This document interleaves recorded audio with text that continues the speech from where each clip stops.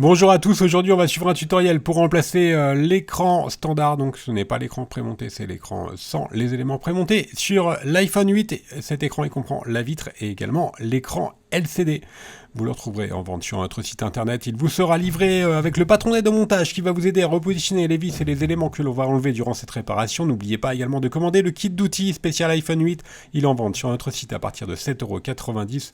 Vous retrouverez également le kit de réparation qui comprend en plus de la pièce détachée, le kit d'outils, le joint d'étanchéité pour refixer l'écran et le patron en version adhésif. En commandant cette pièce sur notre site, vous bénéficiez d'une assistance technique gratuite par chat, par téléphone et par email. Et vous bénéficiez également de 10% de remise avec le code YouTube. C'est une réparation qui est assez facile. La difficulté notée 3 sur 5. Il faut compter environ 30 minutes. Si vous n'êtes pas sûr d'avoir un iPhone 8, vous pouvez le vérifier en allant dans les réglages de votre téléphone. Le numéro de modèle doit être A1863 ou A1905. On va commencer tout de suite par l'ouverture de l'iPhone 8. Pensez bien à éteindre votre téléphone, surtout avant chaque réparation. On va enlever les deux vis Pentalobe qui sont à droite et à gauche du connecteur de charge et on repositionne à chaque fois les vis sur le patron de montage qui est offert avec votre commande. C'est très important sur l'iPhone, chaque vis est quasiment différente et il ne faut pas les intervertir. Si jamais votre écran est cassé, avec votre écran, votre nouvel écran, vous allez recevoir un adhésif à coller sur la vitre pour que la ventouse fasse effet. Une fois que vous avez positionné éventuellement l'adhésif, on applique la ventouse juste au-dessus du bouton Home, on va tirer sur la ventouse. On crée ainsi un jour entre la vitre et le châssis, on n'a plus qu'à faire glisser le Mediator sur toute la partie gauche de l'écran. Et on va faire de même à droite. Faites attention à droite, il ne faut pas rentrer le Mediator trop loin derrière l'écran parce que vous avez des nappes qui affleurent sur le côté. Donc il y a deux nappes. Voilà, on positionne juste le Mediator et on l'insère juste sur 1 ou 2 mm. Une fois qu'on a fait tout le contour de l'iPhone, on n'a plus qu'à relever l'écran en le tirant légèrement vers le bas. Et attention, l'écran, il est toujours connecté à la carte mère évidemment. Donc on va dans la deuxième étape déconnecter le bloc écran du châssis de la carte mère. On va s'intéresser à la plaquette qui est notée dièse 1 et qui est maintenue par 4 vis qui sont notées de B1 à B4. Donc on va retirer les 4 vis de B1 à B4 qui sont des vis Triwing. Et ces vis maintiennent la plaquette notée dièse 1 qui elle-même maintient les deux nappes de l'écran. Donc là on a retiré les 4 vis. Avec la pincette on va retirer la plaquette métallique et ensuite on n'a plus qu'à déconnecter les deux nappes de l'écran à l'aide du levier en nylon. Maintenant on va s'intéresser à la partie haute de l'écran. L'écran est toujours relié avec la nappe de la caméra avant et là on doit retirer les vis qui sont notées de C1 à C3. Donc ce sont des vis cruciformes et elles maintiennent la plaquette qui est notée dièse 2. Alors on retire la plaquette une fois qu'on a enlevé les 3 vis et maintenant on va simplement déconnecter la nappe de la caméra avant à l'aide du levier. Voilà, maintenant on va pouvoir désengager l'écran et on va retirer toutes les pièces du haut de l'écran, donc notamment l'écouteur de l'oreille et la nappe de la caméra avant. On va commencer par enlever les 6 vis apparentes, les vis notées E6 sur le patron d'aide au montage. Ce sont des vis cruciformes. Elles maintiennent également une plaquette qui maintient elle-même la nappe de la caméra avant, évidemment, et également l'écouteur de l'oreille qui fait également office de haut-parleur. Sur l'iPhone 8, une fois qu'on a enlevé les 6 vis, on retire la plaquette métallique notée dièse 5, on va rabattre la caméra avant sur la gauche pour laisser apparaître l'écouteur de l'oreille que l'on retire.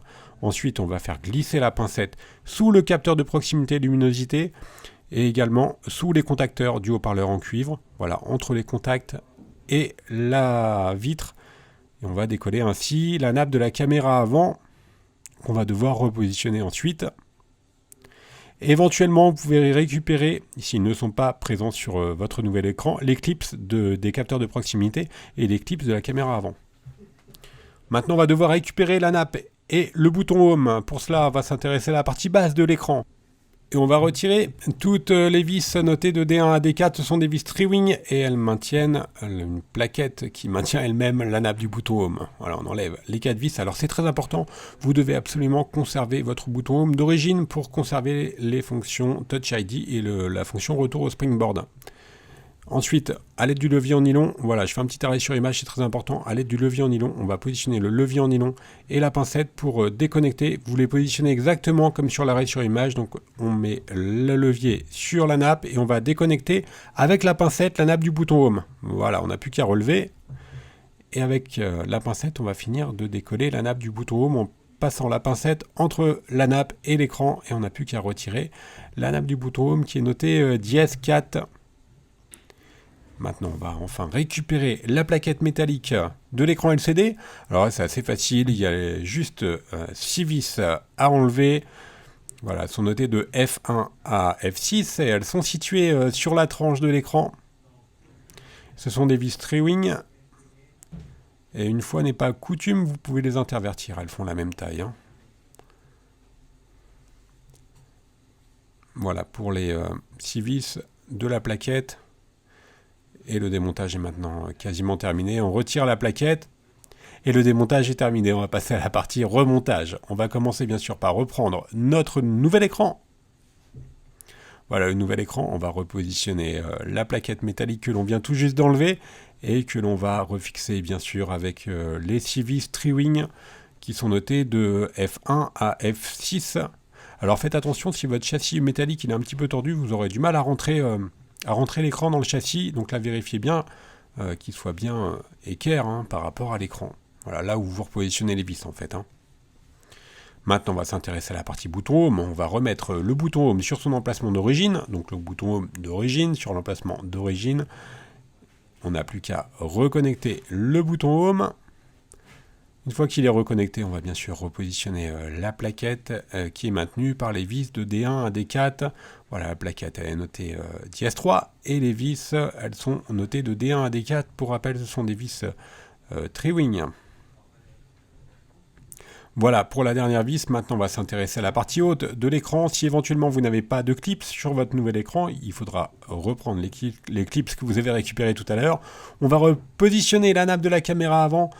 C'est assez facile, vous avez des petits détrompeurs là, vous voyez au niveau des 4 petits picots, donc la nappe elle se repositionne toute seule, on remet bien les capteurs de proximité et luminosité, ensuite on va remettre l'écouteur de l'oreille, on va rabattre le tout avec la nappe de la caméra avant, et ensuite on va devoir refixer avec la plaquette métallique qui est notée dièse 5 et les 6 vis qui étaient notées de 1 à E6, ce sont des vis cruciformes. Une petite astuce pour vous faciliter le remontage, appuyez avec le doigt sur l'écouteur de l'oreille, parce qu'il y a des petits ressorts qui peuvent empêcher le bon ajustement de l'écouteur de l'oreille. Pour avant de refermer l'iPhone, on vous conseille de repositionner les joints d'étanchéité qui sont vendus en option, qui sont inclus dans le pack prêt à réparer, donc c'est assez facile à poser, il y a un patron pour les poser. Ils font tout le contour de l'iPhone et vous pourrez conserver l'étanchéité de votre iPhone. Maintenant, on reprend notre écran, on n'a plus qu'à reconnecter la nappe de la caméra avant, et ensuite, une fois qu'on a reconnecté la nappe de la caméra avant, on va remettre la plaquette métallique qui est notée dièse 2 et qui est maintenue par 3 vis.